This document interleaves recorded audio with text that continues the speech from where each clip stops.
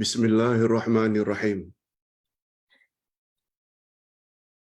Alhamdulillah nahmaduhu wa nasta'inuhu wa nastaghfiruh. Wa na'udzu billahi min shururi anfusina wa min sayyiati a'malina. May yahdihillahu fala mudilla lahu wa may yudlil fala hadiyalah. Asyhadu an la ilaha illallah wahdahu la syarika lah wa asyhadu anna Muhammadan abduhu wa rasuluh la nabiyya ba'dah. Allahumma salli wa sallim ala nabiyyina Muhammad wa ala alihi wa sahbihi ajma'in amma ba'd.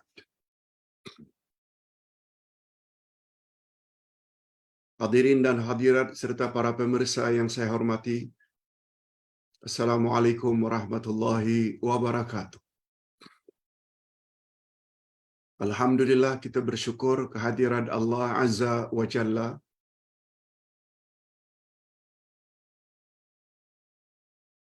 Berkat taufiknya kita dapat menambah lagi ilmu pengetahuan kita tentang selok-belok agama di bawah subjek atau pelajaran tafsir Al-Quran. Dengan tajuk Hukum Membunuh Orang Islam. Hukum membunuh orang Islam.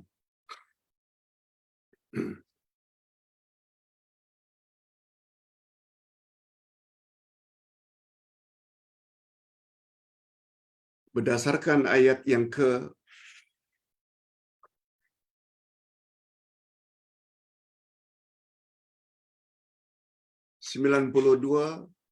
dan 93 dari surat An-Nisa.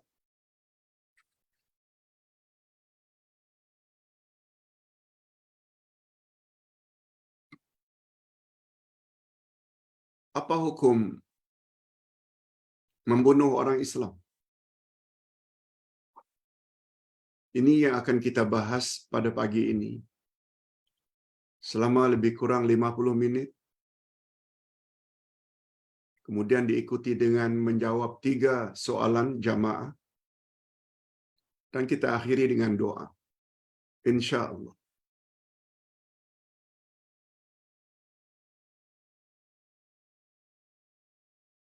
Sesi pertama, pencerahan tentang hukum membunuh orang Islam.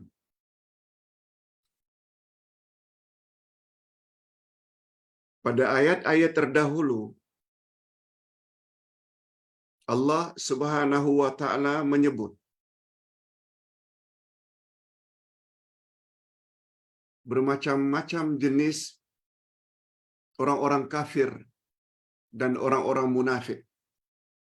Kafir, non-Muslim,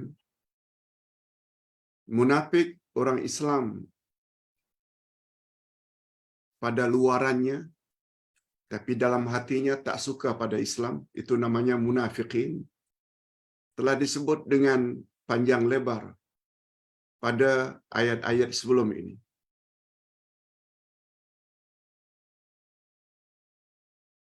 Dan Allah SWT telah jelaskan bagaimana seharusnya sikap kita menghadapi orang-orang kafir dan orang-orang munafikin.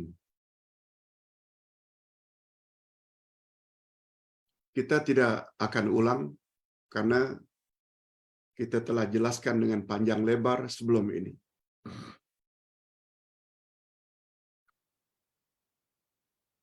Nah, pelajaran hari ini pula Allah ingin menjelaskan apa hukum jika orang beriman membunuh orang yang beriman.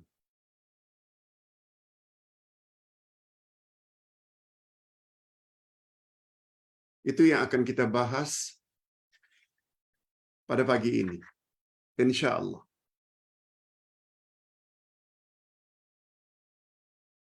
Allah Subhanahu wa Ta'ala berfirman dalam hal ini. Kita baca dulu ayatnya. Kemudian kita terjemahkan secara harfiah. A'udzubillahi minasyaitonirrajim.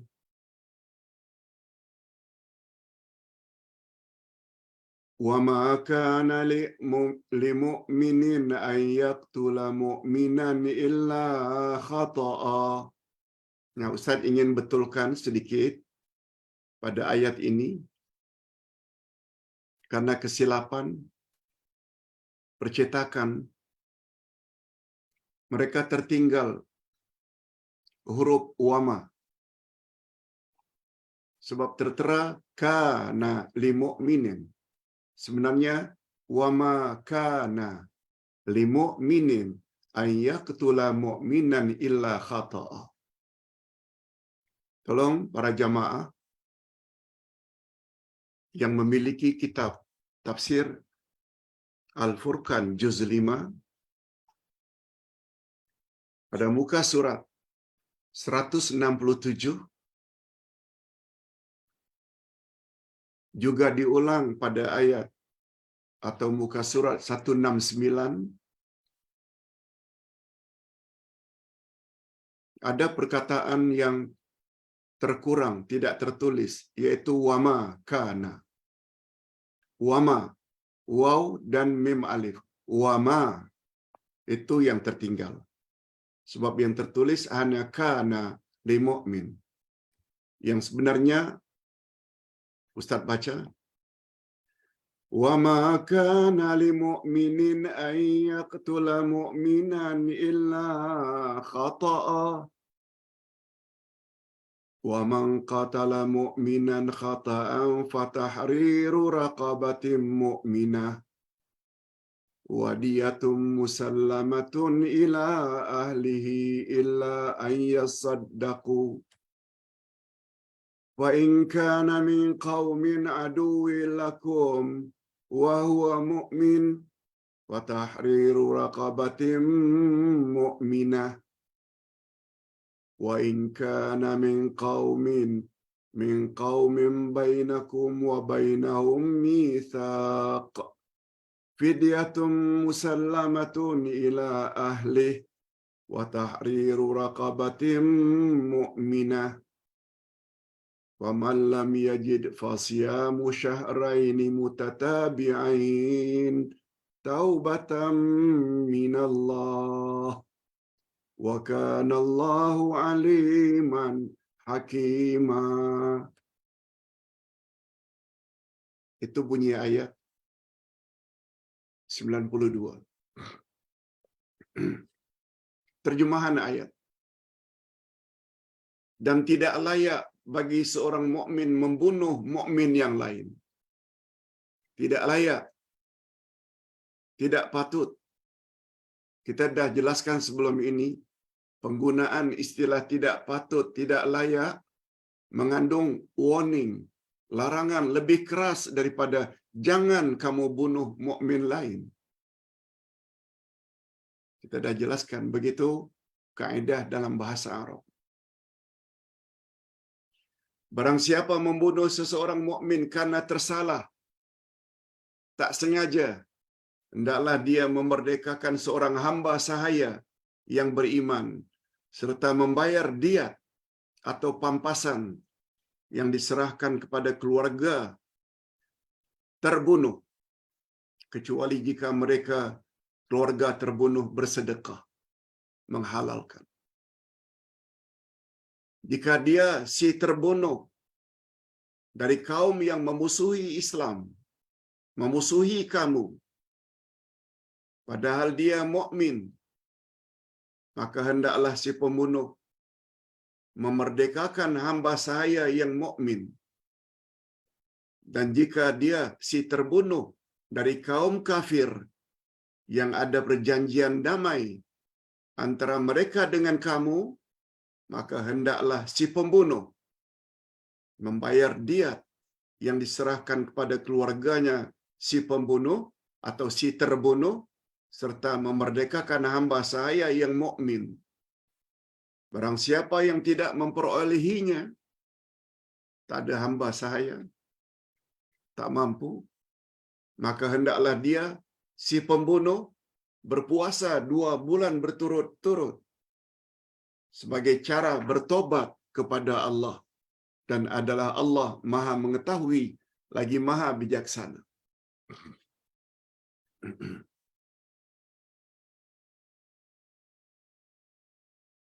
Penjelasan melalui terjemahan harfiah nampak macam berbelit-belit, tapi sebenarnya bila kita tafsirkan mudah saja sebenarnya. Okey, sebelum sampai ke peringkat itu, Ustaz ingin jelaskan dulu. Dalam ayat tadi, Allah Subhanahu wa taala menegaskan sangat tidak patut, sangat tidak wajar orang beriman membunuh orang beriman, sebab mereka adalah bersaudara. Malah ayat 10 dalam surat Al-Hujurat, Allah menggunakan ikhwatun. Innamal mu'minuna ikhwah. Sesungguhnya orang beriman itu adalah ikhwah. Ikhwah dalam bahasa Arab, saudara kandung, seibu sebapa.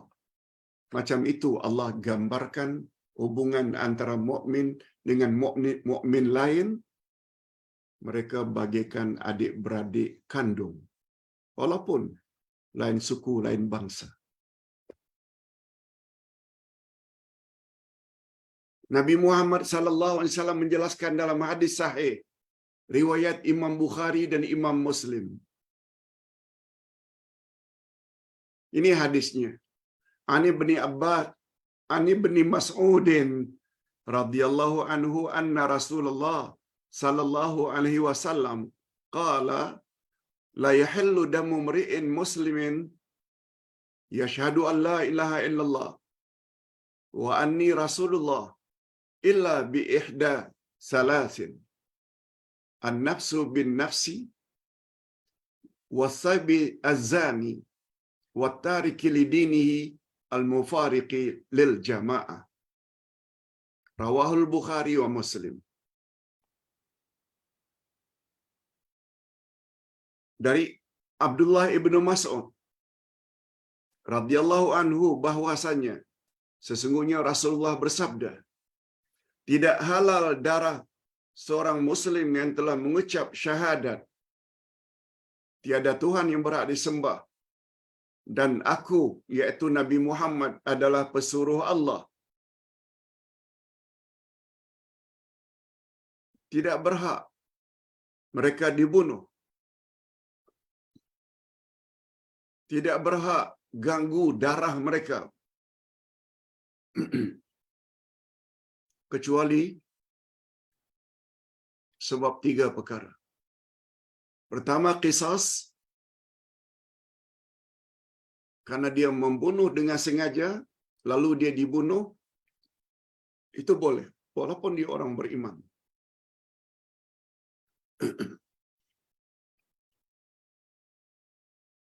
Yang kedua, wanita yang berzina, yaitu wanita yang pernah kawin. Sebab bila gadis yang tak pernah kawin disebat 100 kali. Sebagaimana ayat 2 dalam surat An-Nur. Tapi kalau dia pernah kawin, apakah dia isteri orang, atau dia balu, atau dia janda, rejam sampai mati. Itu hukum dalam Islam. Dan yang ketiga, juga boleh dibunuh bila orang itu murtad, keluar dari Islam. Hadis sahih riwayat Imam Muslim. Ringkasnya, Muslim tidak boleh dibunuh kecuali atas sebab 3. Pertama, karena dia membunuh dengan sengaja, yang dipanggil qisas. Yang kedua, wanita yang pernah kawin lalu berzina, rajam sampai mati dengan batu. Yang ketiga, orang yang murtad. Begitu kata Nabi. Hadisnya sahih. Orang Islam wajib percaya dengan apa yang Nabi kata. Apalagi hadisnya sahih.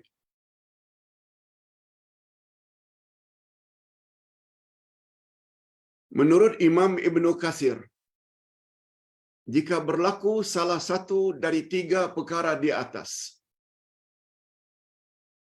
maka tidak dibenarkan rakyat atau masyarakat membunuhnya. Membunuh dengan sendiri, tak boleh. Sebab yang berhak berbuat demikian hanya imam atau pemimpin negara atau wakil pemimpin negara. Sini Ustaz perlu jelaskan. Bila ada orang murtad, kita tak boleh bunuh. Tak boleh bunuh sendiri. Bila ada wanita yang pernah kahwin lalu berzina, lalu begitu kita nampak atau tertangkap basah lalu kita bunuh, tak boleh. Bila kita lihat ada orang yang membunuh Muslim lain, mukmin lain, lalu kita bunuh si pembunuh, tak boleh.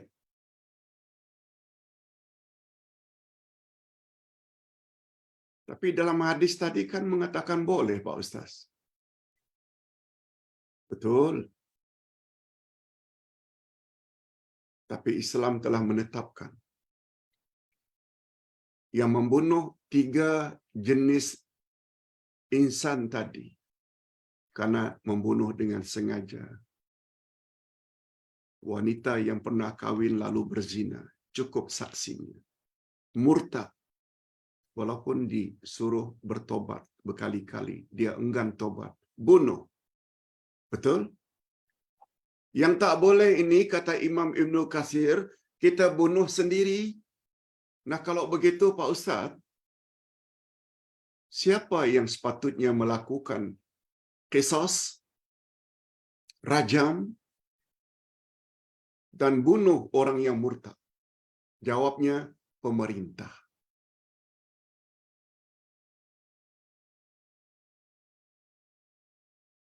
Begitu juga bila orang kita dapat tangkap mencuri harta kita. Kita tak boleh potong tangannya. Serahkan pada pemerintah untuk memotongnya. Nah, ini poin penting. Kata ulama tafsir. Di sana ada poin penting yang perlu umat Islam tahu. Betapa perlunya kita kepada pembentukan negara Islam. Sebab bila tidak ada negara Islam, maka hukum itu tak boleh dilaksanakan. Sedangkan Allah suruh. Hukum sendiri tak boleh. Mesti pemerintah yang melaksanakan hukuman tersebut. Rajam ke, qisas ke, potong tangan ke, sebat ke, mesti pemerintah. Tentu saja pemerintah Islam. Atas dasar itu, setiap muslim-muslimah mesti mendambakan, mesti menginginkan, memimpikan wujudnya negara Islam. Masalah tercapai atau tidak tercapai itu bab lain. Sebab semua hukum hakam Allah yang ada di dalam Quran, ada yang mesti dilakukan oleh pihak pemerintah, sebagaimana kita sebutkan tadi. Membunuh siapa yang murtad, membunuh siapa yang membunuh dengan sengaja, merajam dengan batu sampai mati, mesti dilakukan oleh pihak pemerintah. Nah, semua hukum hakam Allah itu tak dapat dilaksanakan kalau tidak ada pemerintah Islam. maka bercita-cita agar negara ini menjadi negara Islam mesti tersemat di dalam hati setiap orang Islam. Adapun sampai saat ini belum lagi tercapai, itu bab lain. Memang belum tercapai pun. Kita hanya baru menetapkan Islam sebagai agama resmi. Tapi tidak semua undang-undang Islam terlaksana dalam negeri kita. Itu bab lain. Tapi pemerintah, rakyat yang beragama Islam mesti mengimpikan, bercita-cita suatu hari nanti hendaknya negara ini hendaklah menjadi negara Islam. Itu sebabnya mengapa ceramah sebelum ini Ustaz selalu sebut memilih pemimpin, mestilah pemimpin itu ada semangat untuk menjadikan Islam sebagai agama tertinggi dalam negara tersebut. Tapi Pak Ustaz, negara kafir tak pun macam itu. Biar, itu negara mereka, cara mereka. Negara kita, cara kita. Kita kan ada Allah. Kita kan disuruh supaya taat Quran dan Sunnah. Tapi susahlah Pak Ustaz tidak sampai ke peringkat itu. Susah itu bab lain. Yang Ustaz sebut tadi itu cita-cita.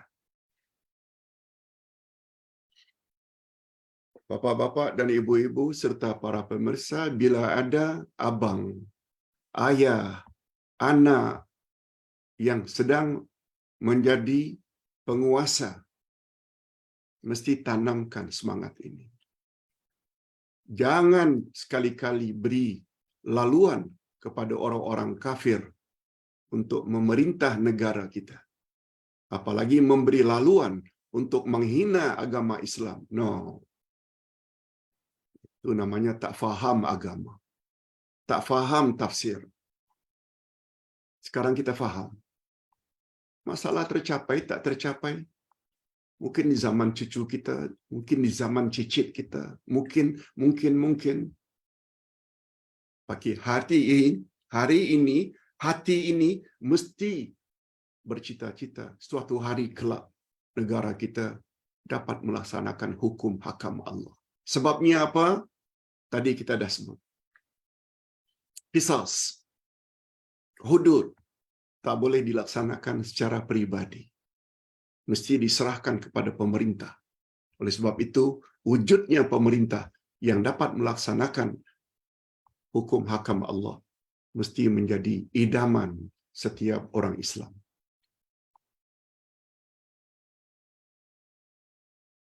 Sudah diambil kira. Oleh sebab itu, betulkan niat. Begitu kalau kita belajar tafsir. Tapi Pak Ustaz, tidak dilaksana pun dalam negara kita ni hukum qisas rajam. Itu bab lain. Belum mampu, itu bab lain. Tapi cita-cita mesti.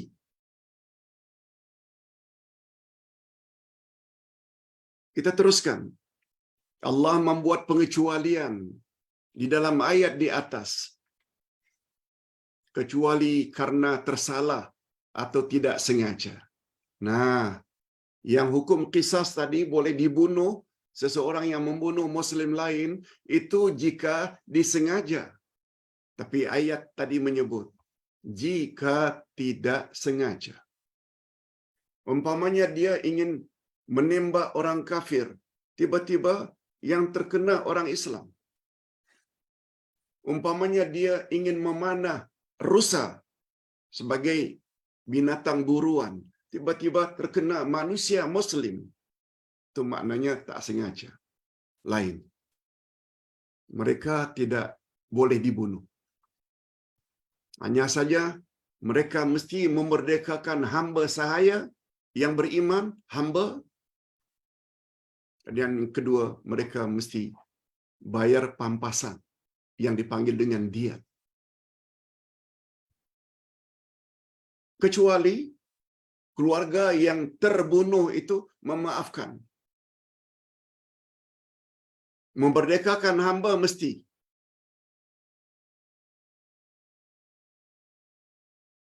Adapun membayar pampasan itu terserah kepada keluarga yang terbunuh. Karena tak sengaja, kalau menghalalkan tak payah bayarlah. Okey. Itu maksud ayat tadi. Di sini kita perlunya kepada tafsiran. Tak cukup terjemah harfiah. Muawiyah ini tentang hamba sahaya yang beriman. Muawiyah bin Al-Hakam pernah membawa hamba sahaya perempuannya iaitu Jariyah kepada Rasulullah untuk memastikan apakah Jariyahnya itu sudah digolongkan beriman atau belum. Ini bab lain, bukan bab membunuh. Dia pukul hambanya dengan teruk karena hambanya menjaga gembala kambingnya. Lalu seekor dari kambing itu dimakan serigala. Lalu majikannya yang bernama Muawiyah ini pukul, dera sampai teruk. Lalu dia pun ingin memerdekakan hambanya.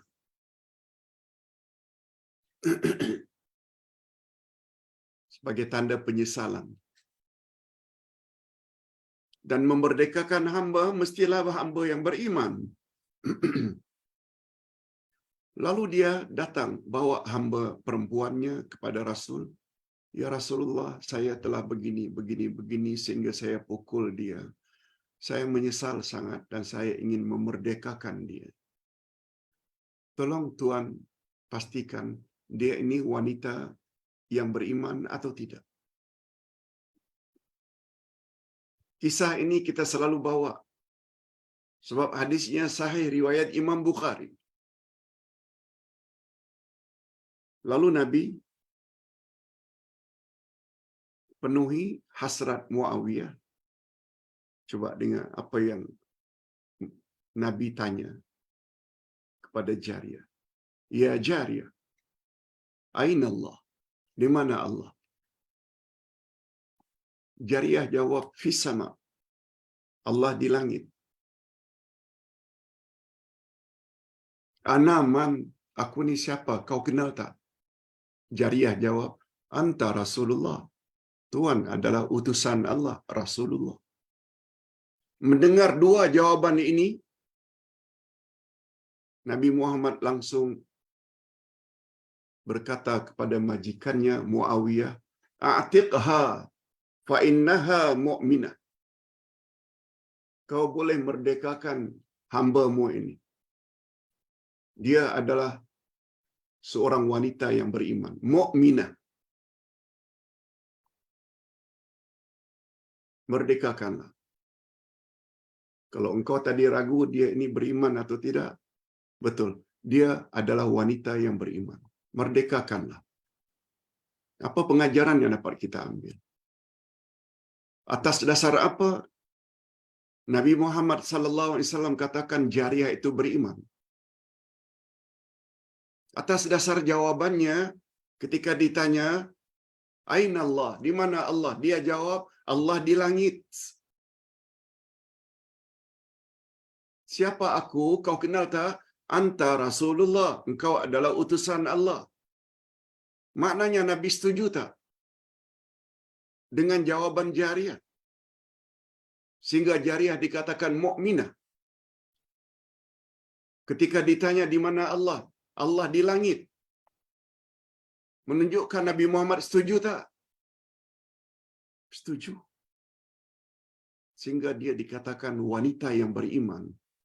Disebabkan karena dia jawab Allah di langit. Kita pula jawab Allah di mana-mana. Itu sebabnya Ustaz selalu sebut. Quran menyebut, hadis menyebut. Bila ditanya di mana Allah, Allah di langit. Nabi Muhammad Isra Mi'raj ke langit menjemput ibadah salat. Dari mana datangnya di mana-mana? Okey. Yang faham-fahamlah. Yang tak mau faham, tetap saja tak mau faham. Nabi gunakan istilah, siapa yang mengatakan Allah di langit, dia orang yang beriman.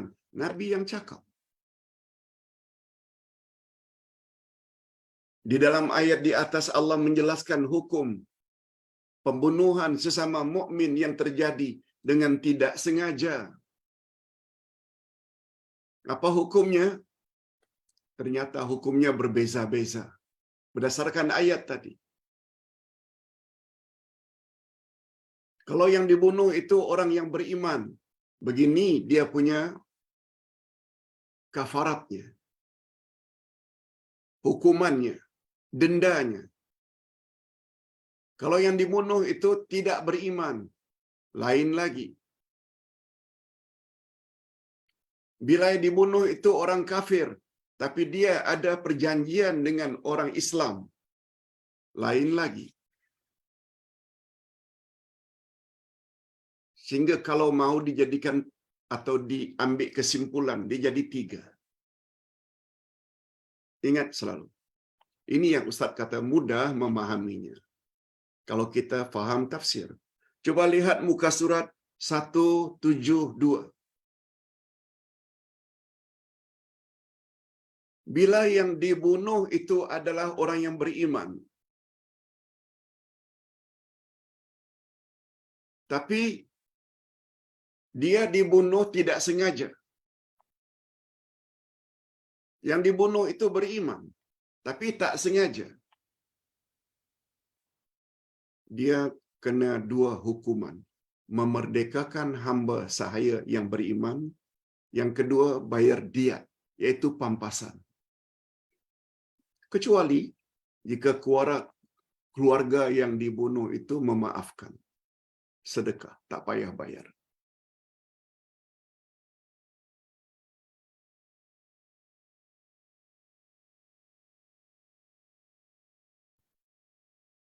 Yang kedua, bila yang terbunuh itu adalah kafir. Bukan hanya kafir, kafir dan memusuhi Islam.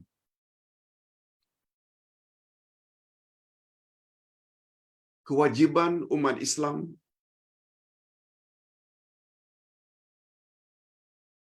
hanya memerdekakan hamba yang perempuan. Itu saja. Diat, pampasan, tak payah bayar. Kalau yang dibunuh itu orang kafir, sudahlah kafir, dia memusuhi Islam. Kafaratnya memerdekakan hamba sahaya yang beriman sahaja, tanpa pampasan. Nah, yang ketiga, bila yang dibunuh itu tidak sengaja, dia orang kafir, tapi dia baik dengan orang Islam. Ada perjanjian damai dengan orang Islam. Maka hukumnya sama dengan yang pertama tadi. Merdekakan seorang hamba yang beriman dan pampasan.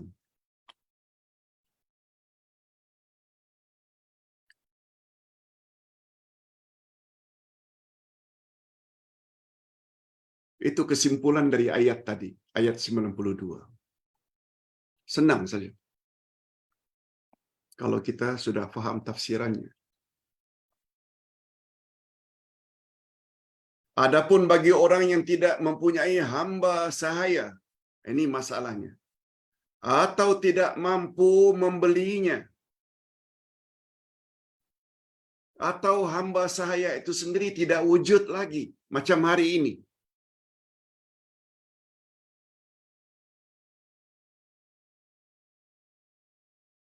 maka ketika itu dia mesti berpuasa 2 bulan berturut-turut.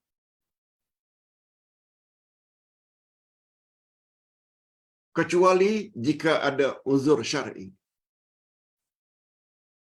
Karena haid, karena nifas, itu bab lain. Kecuali berturut-turut. Kalau laki-laki tidak ada haid, tidak ada nifas, tak boleh selang. Mesti berturut-turut. Kecuali uzur syar'i karena sakit. Itu uzur syar'i untuk laki-laki. Kalau tanpa uzur dia selang tidak berpuasa, dia mesti ganti lagi 2 bulan berikutnya. Karena tidak berturut-turut.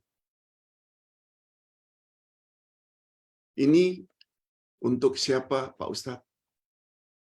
Bila orang beriman membunuh orang beriman lainnya,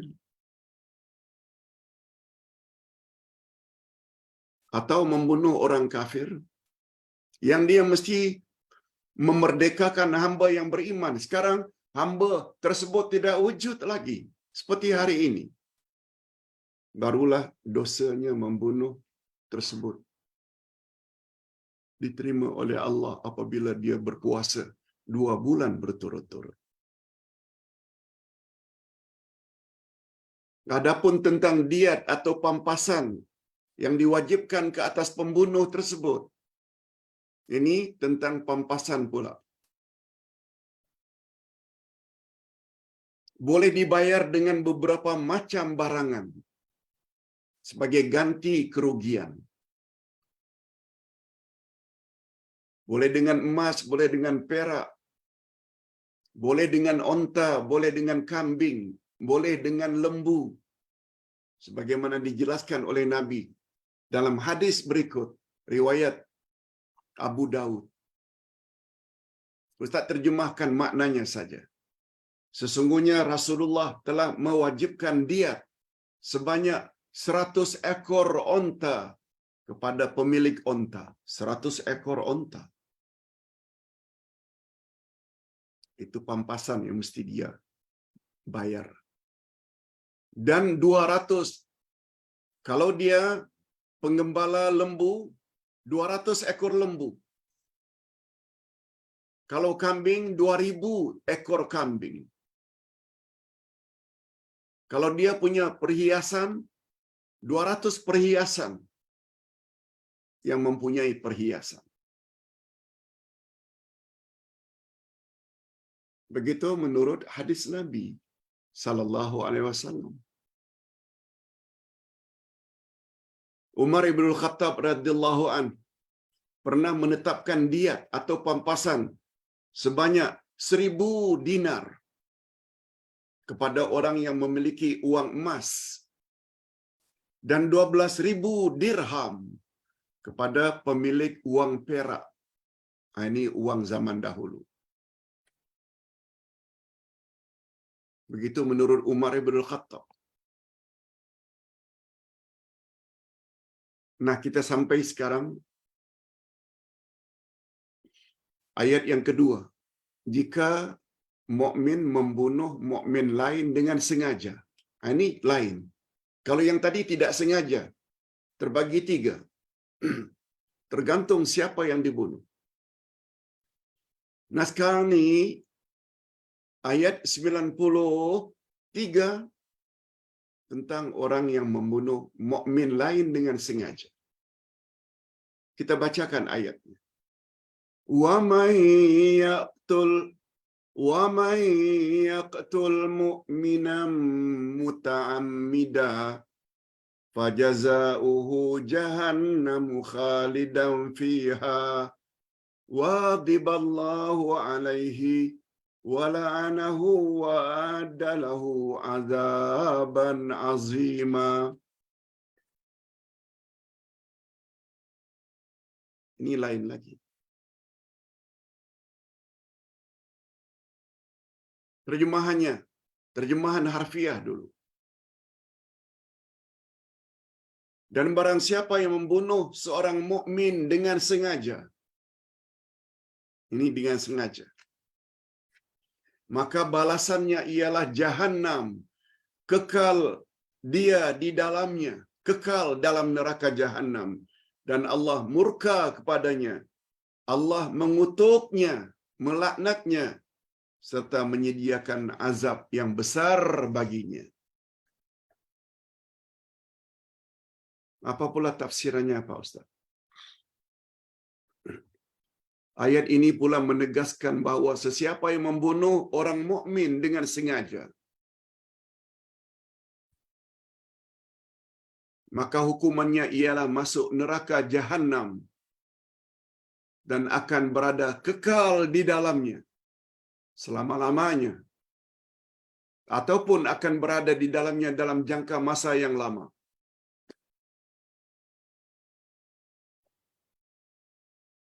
Timbul pertanyaan, Pak Ustaz, mengapa orang yang membunuh itu kekal dalam neraka? Membunuh itu kan dosa besar, bukan syirik. Kalau syirik, memanglah. Yang pertama, dosanya tidak diampuni oleh Allah. Syirik pula mengakibatkan semua amal salihnya musnah.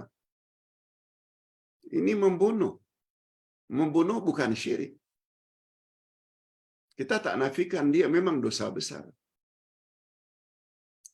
Tapi Allah gunakan, mengapa Allah gunakan dia kekal abadi di dalam Jahannam? Ini penjelasan. Kata ulama tafsir,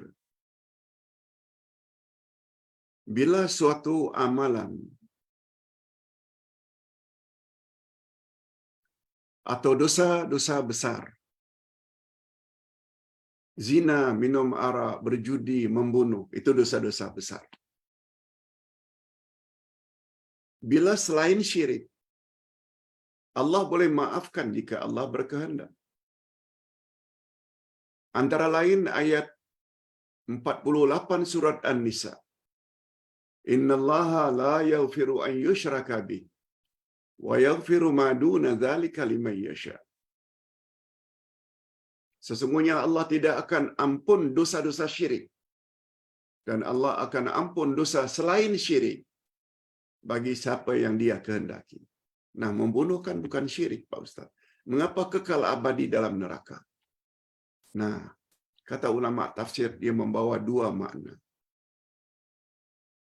Makna pertama, membunuh termasuk dosa besar, bukan dosa kecil. Itu makna pertama. Makna kedua, dia kekal selama-lamanya dalam neraka dengan makna dia akan berada dalam neraka dalam jangka masa yang lama dan panjang. Bukan sebentar masuk neraka. Yes.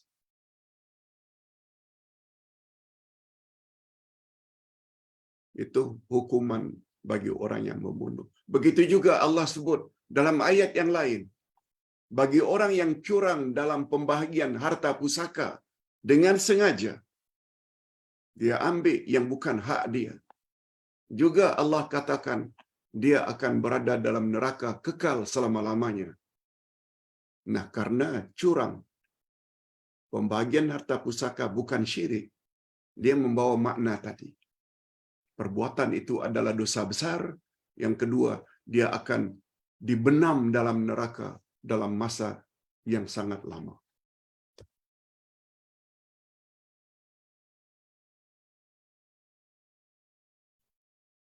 Nah, sekarang kita ingin lihat tafsirannya. Menurut Imam Al-Maraghi, para ulama berbeza pendapat tentang tobat orang yang membunuh mukmin dengan sengaja. Apa makna tobat itu? Ustaz ulang sekali lagi. Siapa yang membunuh mukmin dengan sengaja, maka pembalasannya neraka Jahannam, kekal abadi di dalamnya. Allah murka kepadanya, Allah kutuk orang tersebut, dan Allah sediakan baginya azab yang besar. Macam mana jika mereka tobat, Pak Ustaz? Nah, kita bawa 3 pandangan dalam hal ini. Abdullah ibnu Abbas radhiyallahu anhuma dan sebahagian golongan salaf berpendapat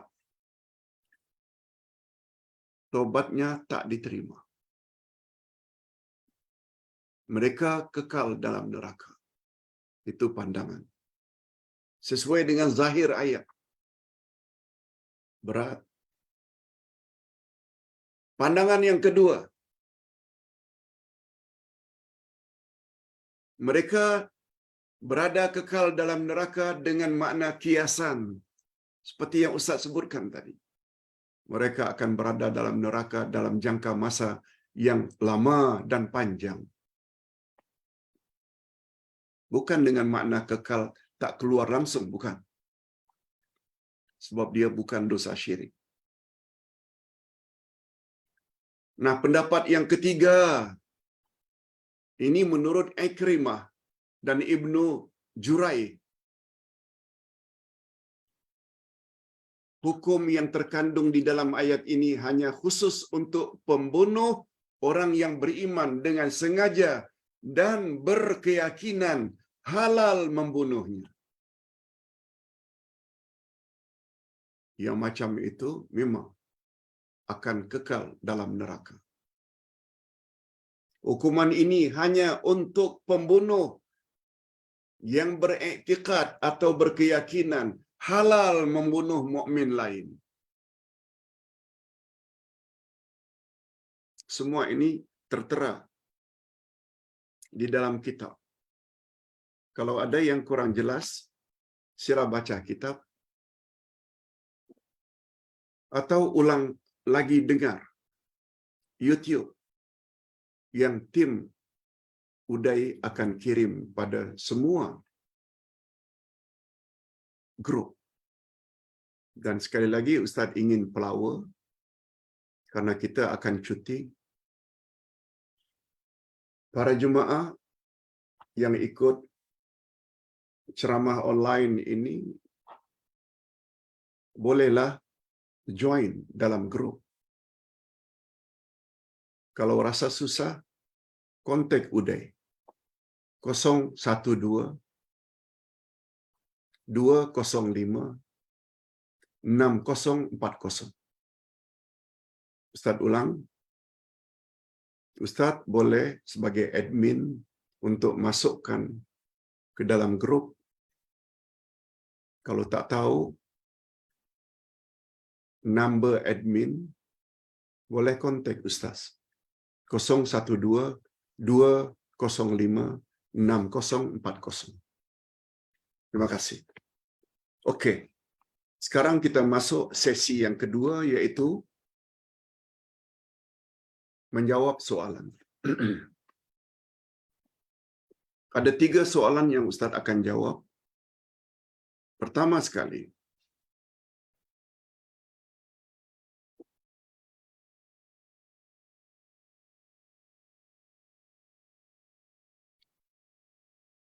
betulkah Pak Ustaz Nabi Yusuf kawin dengan Zulaikha? Banyak yang mengatakan begitu. Malah ada yang mengatakan hasil perkawinan Yusuf dengan Zulaikha, mereka dapat 2 orang anak. Begini jawabannya. Dalam Al-Quran ada surah namanya surah Yusuf. Ustaz ingin sebut perkara-perkara penting saja. Dalam Al-Quran maupun sunnah Nabi yang sahih, tidak ada diberitakan tentang Yusuf kawin dengan Zulaikha. Tidak ada. Yang ada, Yusuf dibuang oleh abang-abangnya ke dalam perigi buta. Lalu kafilah dagang yang lalu terjumpa lalu ambil Yusuf yang ketika itu masih lagi muda remaja, dibawa ke Mesir, lalu dijual sebagai budak. Yang beli itu yang namanya Aziz.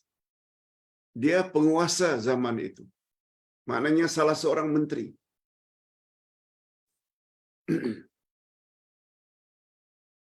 Aziz ini punya isteri namanya Zulaikha.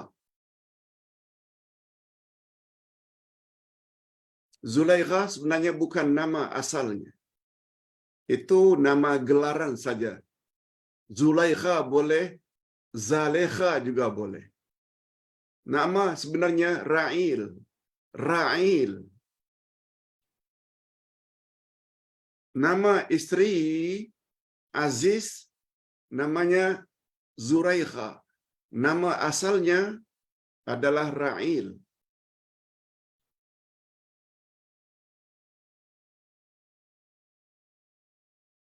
Sebagaimana isteri Nabi, sebagaimana isteri Abu Lahab, namanya Urwah. Cuma karena cantiknya dia dipanggil Ummu Jumail. Si cantik, rupawan. Kembali kepada isteri Aziz, namanya atau dipanggil Zulaikha, nama asalnya Ra'il.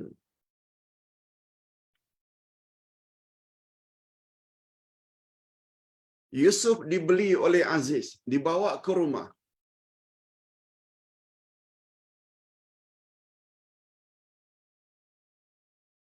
Rupanya ada riwayat yang mengatakan bahawa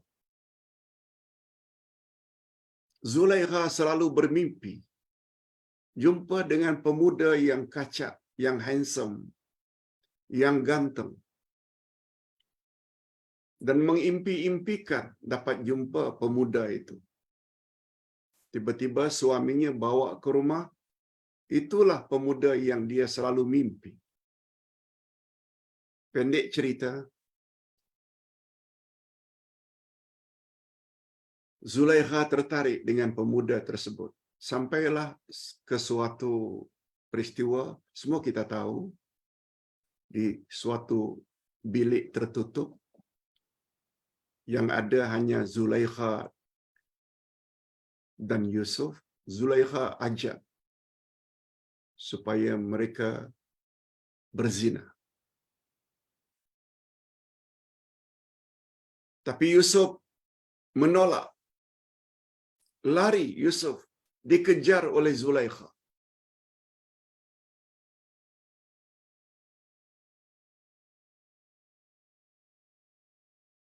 Pendekkan cerita,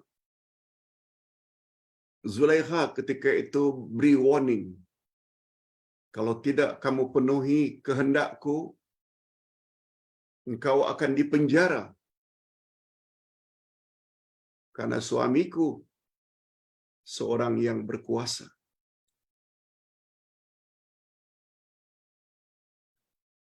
Yusuf menjawab. Dalam surat Yusuf disebut, Qala rabbi sijnu ahabbu ilayya mimma yad'unani ilayhi. Ya Allah, penjara aku lebih suka daripada memenuhi hasrat wanita itu, yaitu berzina. Pendek cerita, akhirnya Yusuf masuk penjara.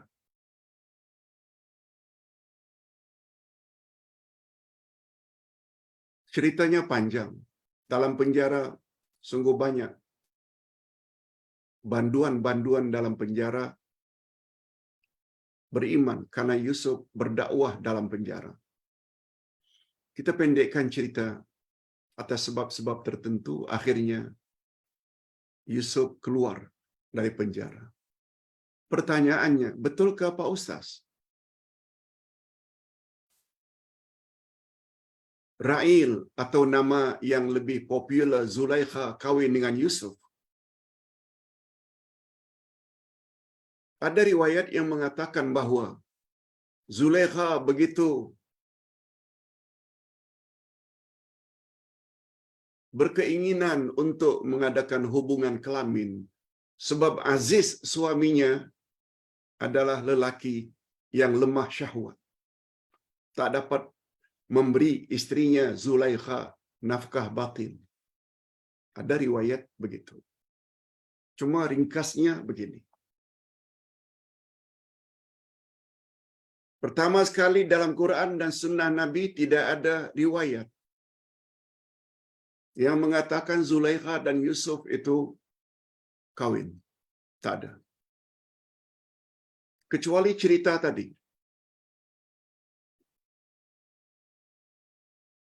Itu sebabnya kata Imam Ibn Kathir dan ulama tafsir lainnya, kisah tersebut adalah Israiliyat. Israiliyat maknanya berasal daripada Bani Israel. Rekaan Bani Israel. Itu yang dipanggil Israiliyat.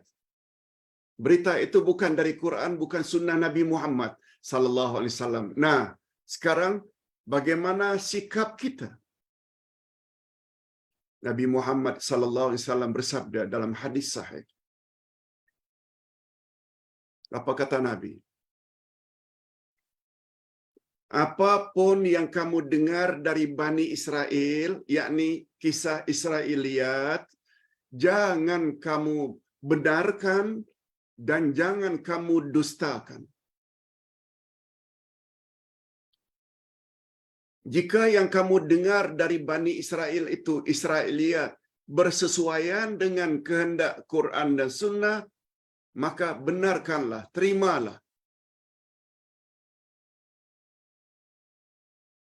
Apa saja kisah Israiliyat yang bercanggah dengan Quran dan Sunnah, tolak olehmu.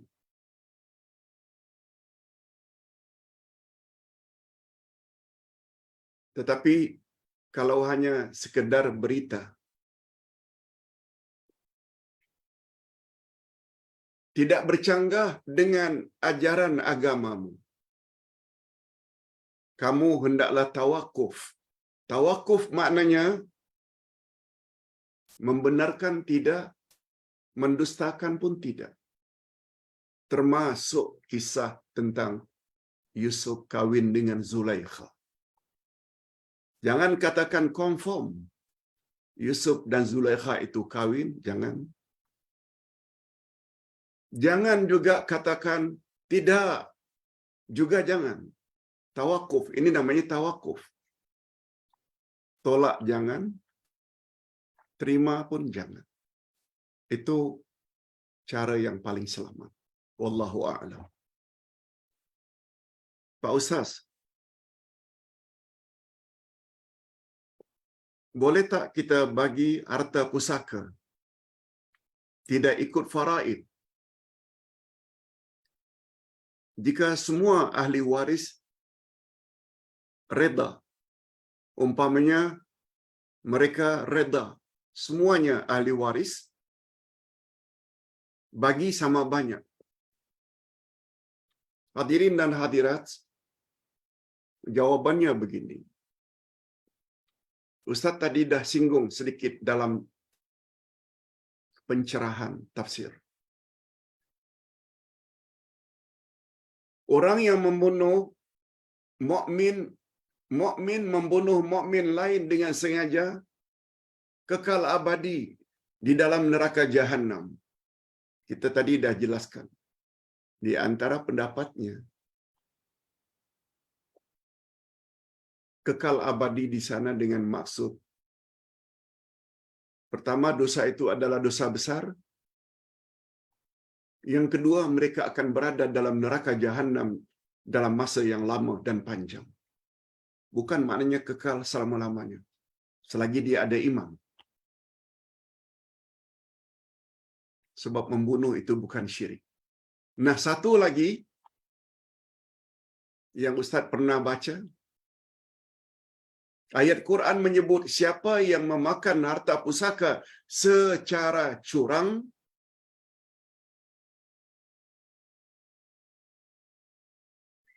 dia akan dimasukkan dalam neraka kekal abadi di dalamnya. Juga dengan makna pertama, curang terhadap harta pusaka adalah dosa besar.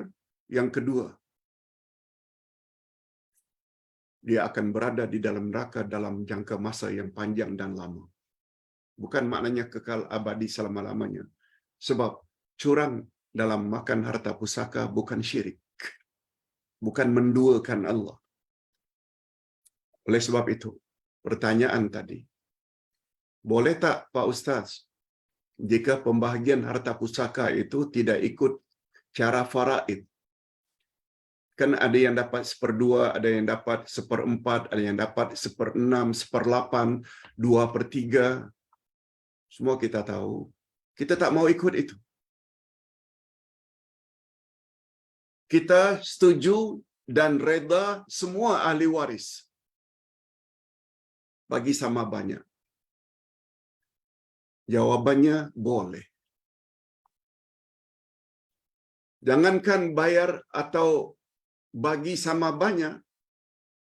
Andai kata ahli waris itu orang yang loaded, kaya raya, ada kedudukan, gaji besar, sedangkan ahli waris lagi miskin, dia juga boleh. Untuk saya tak mau ambil. Bagilah adik-adik sekalian. Bagilah kamu sekalian. Juga boleh. Sebab itu di atas keredaan. Rupanya pertanyaan hari ini ada 2 saja. Itu yang dapat Ustaz sampaikan. Mudah-mudahan ada jugalah manfaatnya. Ingat ya, hari ini Isnin, esok masih ada lagi juga tafsir, dan lusa yaitu Al-Asma'ul Husna, yaitu pada hari Rabu, itu hari yang terakhir. Oleh sebab itu di atas permintaan Ustaz, bukan hanya pada hari Rabu 21 hari bulan kuliah duha Al-Asma'ul Husna, juga kuliah tengah hari, kuliah zuhur 1 hingga 1.50, juga Al-Asma'ul Husna untuk grup TM, dan satu lagi malam jam 9 ke arah memahami Al-Quran dan Al-Hadis jilid 3. Setelah itu kita cuti 2 minggu. Mari kita akhiri dengan doa. Alhamdulillah Rabbil Alamin. Wassalatu wassalamu ala asyrafil anbiya'i wal mursalin wa ala alihi wa sahbihi ajma'in. Rabbana ighfir lana dhunubana wa liwalidina warhamhum kama rabbawna shighara. Rabbana hab lana min azwajina wa dhurriyyatina qurrata a'yun waj'alna lil muttaqina imama. Allahumma a'inna ala dzikrika wa syukrika wa husni ibadatik. Rabbana ighfir lana dhunubana wa israfana fi amrina wa thabbit aqdamana wansurna 'alal qaumil kafirin. Ya Allah, ya Tuhan kami, pada hari ini kami mendapat pencerahan tentang hukum membunuh mukmin lain. Sama ada secara sengaja atau tidak sengaja. Alhamdulillah kami memahami, ya Allah. Dan karena hukuman dalam Islam seperti qisas, merajam, penzina, orang murtad, begitu juga hudud, memotong tangan bagi pencuri, tidak boleh dilakukan secara perorangan, tapi mesti diserahkan hukuman itu kepada pemerintah. Ia memberi isyarat. Rupanya setiap umat Islam mesti ada cita-cita di dalam hatinya supaya negaranya itu menjadi negara Islam di suatu hari kemudian. Sebab tanpa kerajaan Islam, hukum hakam yang telah Engkau tetapkan dalam Quran tak dapat dilaksanakan. Ya Allah, permudahkanlah kami ke arah terciptanya negara yang melaksanakan undang-undang Islam sepenuhnya. Amin ya rabbal alamin. Allahumma la sahla illa ma ja'altahu sahla wa anta taj'alul hazna idza syi'ta sahla. Kami berdoa, ya Allah, berilah taufik-Mu kepada setiap hati para pemimpin kami, terutama pemimpin yang beragama Islam, hasrat untuk mendaulatkan Islam ke dalam negara yang kami cintai, melebihi daripada agama-agama yang lain. Wa sallallahu ala nabiyyina Muhammad wa ala alihi wa sahbihi ajma'in. Subhana rabbika rabbil izzati amma yasifun. Wa salamun alal mursalin. Walhamdulillahi rabbil alamin. Subhanakallahumma wa bihamdik. Asyhadu an la ilaha illa anta astaghfiruka wa atubu ilaik. Wassalamualaikum warahmatullahi wabarakatuh.